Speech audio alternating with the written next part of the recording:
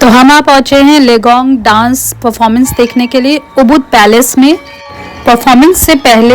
Dance performance से पहले यहाँ पर जो म्यूज़िक बजाते हैं वो सब आके बैठ गए हैं और वहाँ पे एक एक चीज़ जो भी म्यूज़िक है वो बजा रहे हैं, हथौड़े से लेके पता नहीं अलग अलग इंस्ट्रूमेंट। मैंने तो बहुत सारे इंस्ट्रूमेंट पहली बार देखे हैं, आप भी देखिए। तो ये है बाली उबुद में, उबुद पैलेस में हो रहा है और शाम को होता है मोस्टली। अगर आप देखना चाहते हैं तो टिकट आपको गेट पर ही मिल सकते हैं। और सीट का ऐसा है कि जो पहले आएगा, जिसको जो सीट मिलेगी पहले, वो उस पर बैठ सकता है। सीट का कोई ऐसा नंबर हिसाब किताब नहीं होता है। नॉर्मली इस शाम को 7:30 बजे स्टार्ट होता है और परफॉर्मेंस कम से कम 1.5 घंटा चलता है। तो आप 7:30 से पहले आ जाइए, तभी आपको सीट मिलेगी, वरना खड़े होके देखना पड़ेगा। और इसका जो एंट्री फ़ी है वो 1 लाख IDR इंडोनेशियन रुपीज़ है। तो अगर आप बाली जा रहे हैं तो लेगोंग डांस परफॉर्मेंस मिस मत करिएगा। तो लेगोंग जो डांस परफॉर्मेंस है ये 19वीं शताब्दी में परफॉर्म किया जाता था राजमहल में। उस समय पे सिर्फ और सिर्फ रॉयल लोग देखते थे। तो ये डांस इसलिए भी फेमस है क्योंकि इसमें जो ये उंगलियों का जो मूवमेंट करते हैं, आईज़ का मूवमेंट करते हैं, फेशियल एक्सप्रेशन जो होते हैं वो उनके एकदम अलग होते हैं। मतलब बहुत डिफ़िकल्ट होता है। ये हाथों को किस तरीके से मूव करते हैं, बहुत ज़्यादा डिफ़िकल्ट है। और साथ ही साथ इसमें फुटवर्क भी बहुत ज़्यादा होता है।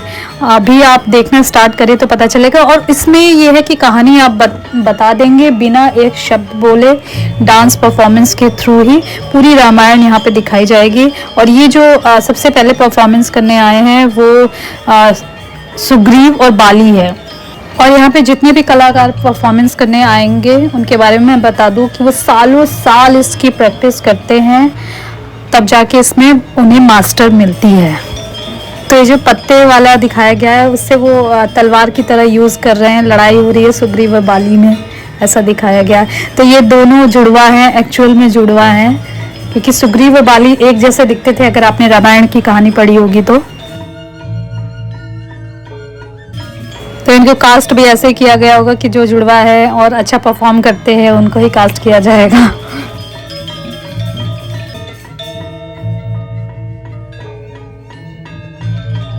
इसमें आप देखिए, इसमें वो लड़ाई भी दिखा रहे हैं तो किस तरीके से दिखा रहे हैं कि लग रहा है कि हाँ लड़ रहे हैं। मतलब कितना अच्छा परफॉर्मेंस है इनका। तो ये भगवान राम और सीता हैं। तो एक चीज़ और बता दूं, जैसे ही नया एक्टर स्टेज पर आता है तो वो पहले थोड़ी देर परफॉर्म करता है अपने डांस का और उसके बाद वो कहानी की शुरुआत करते हैं। ये देखिए कितना ये हाथों का मूवमेंट जो है, उंगलियों का मूवमेंट जो है, चेहरे का जो एक्सप्रेशन है, मतलब अलग ही है। हाथों वाला मूवमेंट तो मैंने पहली बार, इतना ये डिफ़िकल्ट है कि आप करना चाहें तो नहीं कर पाएंगे। यहाँ दिखा रहे हैं कि राम सीता लक्ष्मण वन में गए थे और वहाँ पे अपना जीवन व्यतीत जैसे भी कर रहे थे वही सब दिखा रहे हैं। तो ये रावण दिखाया गया है।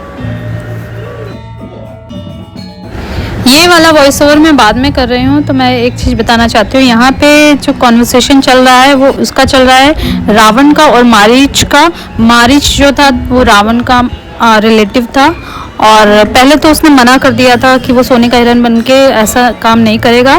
तो रावण ने उसको मारा वारा था, जो भी दिखा रहे हैं। फिर कन्विंस किया था कि अगर तुम कर लोगे तो मैं तुम्हें अपने राज्य का कुछ हिस्सा दे दूंगा। तो इस तरीके से कन्विंस किया था। वो नहीं किया तो अभी इसी समय तुम्हें ख़त्म कर दूंगा। तो इसलिए मारीच को ये बात माननी पड़ी थी।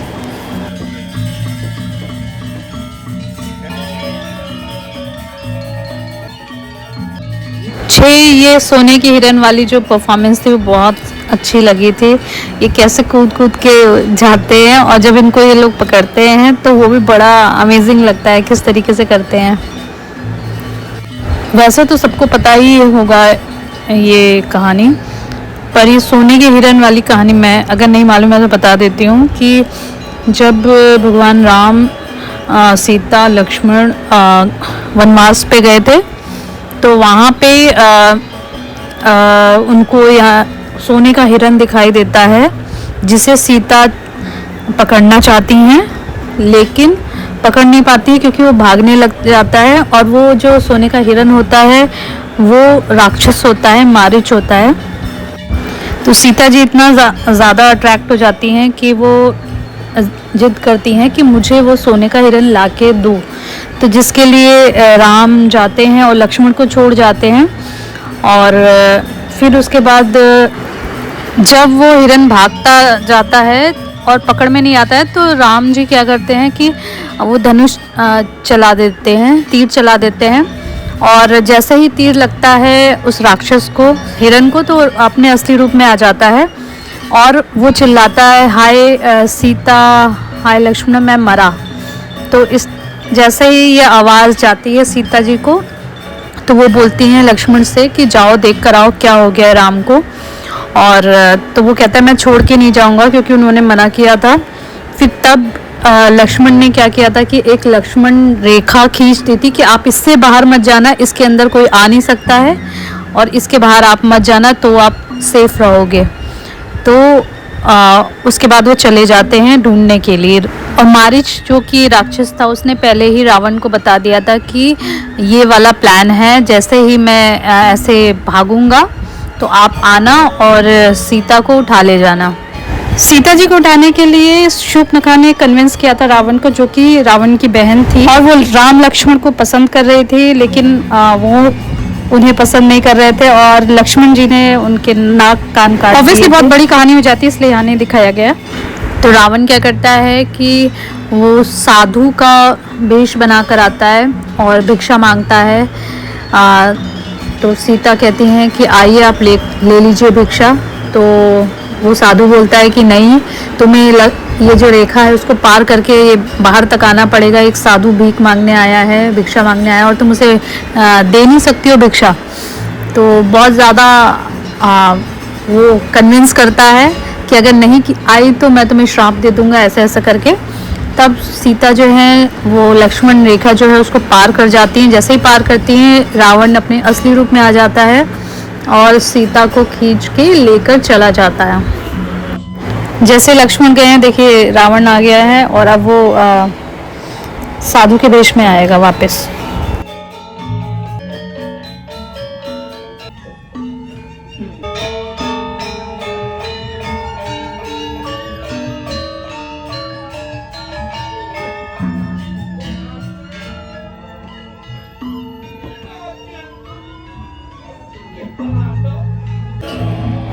ये देखिए सीता हरण हो गया, इसी को बोलते हैं सीता हरण।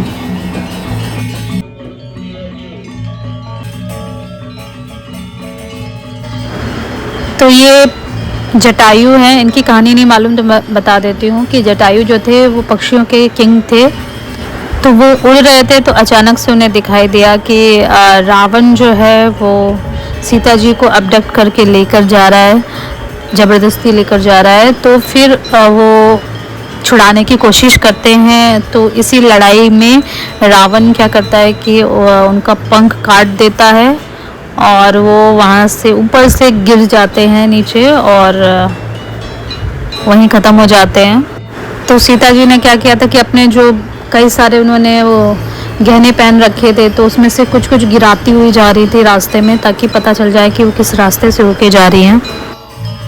तो भगवान राम और लक्ष्मण जब उनको पता चल जाता है कि जो हिरन था वो राक्षस था, फिर वो फौरन दौड़ के जाते हैं सीता जी को देखने के लिए। तो वहाँ पे वो नहीं होती हैं, फिर उनको ढूंढते ढूंढते वो जटायु के पास पहुँच जाते हैं और तब उन्हें पता चलता है कि सीता जी का किडनैप हो गया है। यहाँ पे छोटे छोटे बच्चे मंकी का रोल कर रहे थे, बहुत क्यूट थे, बीच में ऑडियंस के पास आके हाय कर रहे थे, हाथ मिला रहे थे। तो इनकी जो रामायण दिखाई थी, इसमें अब मतलब इतनी बड़ी रामायण की कहानी कैसे दिखाएंगे। अब यहाँ पे हनुमान जी को दिखा रहे थे और सीधे अब हनुमान जी को दिखाएंगे कि वो लंका गए हैं सीता जी के पास। अब हम पहुँच गए लंका, ये लंका का दृश्य है। तो रावण की बहुत सारी पटरानियाँ थी।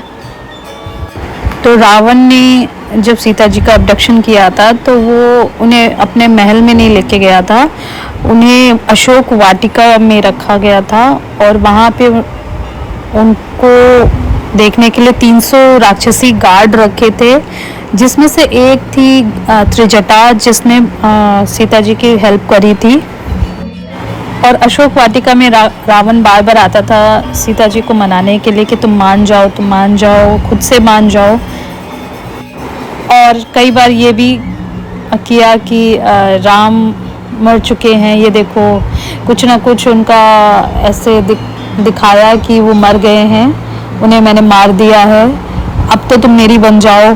इस तरीके से बहुत बार प्रयास किया कि वो सीता मान जाए। तो जब हनुमान जी को भेजा जाता है, वो वाली कहानी नहीं दिखाई है, सीधे हनुमान जी यहाँ पर आ गए हैं। और लंका में जाके हनुमान जी ने आग लगा दी थी, वो तो मालूम ही है, लेकिन यहाँ पे वो चीज़ नहीं दिखाई गई है क्योंकि यहाँ बंद स्टेज है, यहाँ पे कैसे दिखाएंगे।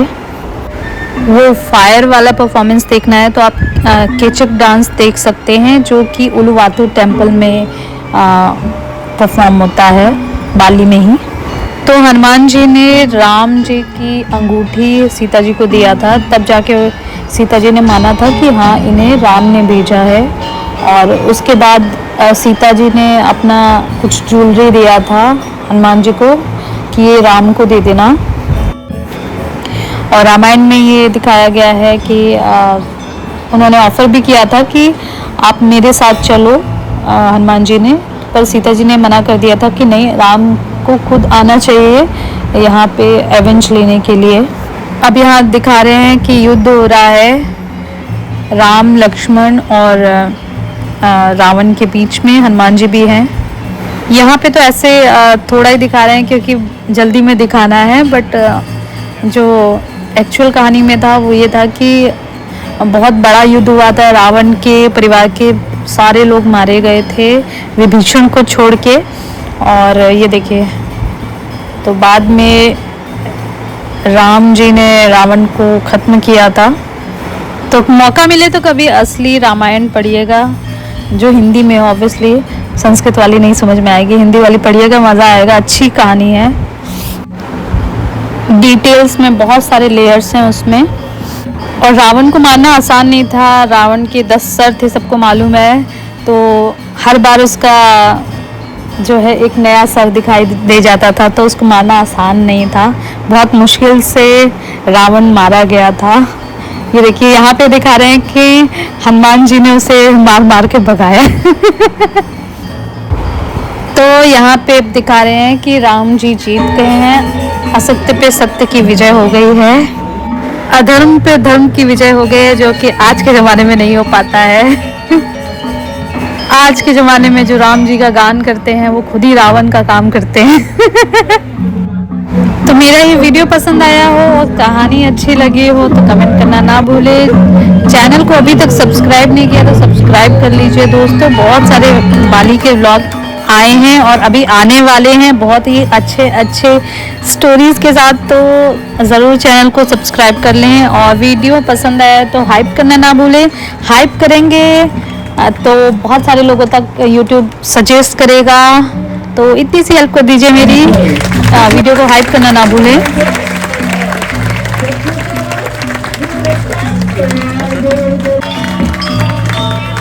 यही मैंने रिकॉर्ड कर लेते हैं। कैसा था अंग्रेज? अरे यहाँ पे भी लेना है। डीमन के साथ इधर भी तो है डीमन।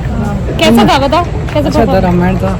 इसमें तुमने नोटिस नहीं किया, इसमें हनुमान ने मारा है रावण, लास्ट में था, मार के भगा दिया पर अच्छा था, कसम से अच्छा था, मजा आया। हम इधर से क्यों नहीं निकल सकते? हाँ, रावण का परफॉर्मेंस सबसे बेस्ट था। मुझे भी पता नहीं क्यों, उसका परफेक्ट था। तो अब हमने शो देख लिया है, अब हम निकलेंगे, थोड़ा मार्केट घूमेंगे, फिर उसके बाद भोजन ग्रहण करेंगे। हिंदी शुद्ध होती चली जा रही है मेरी और उसके बाद हम स्नान करेंगे। हाँ,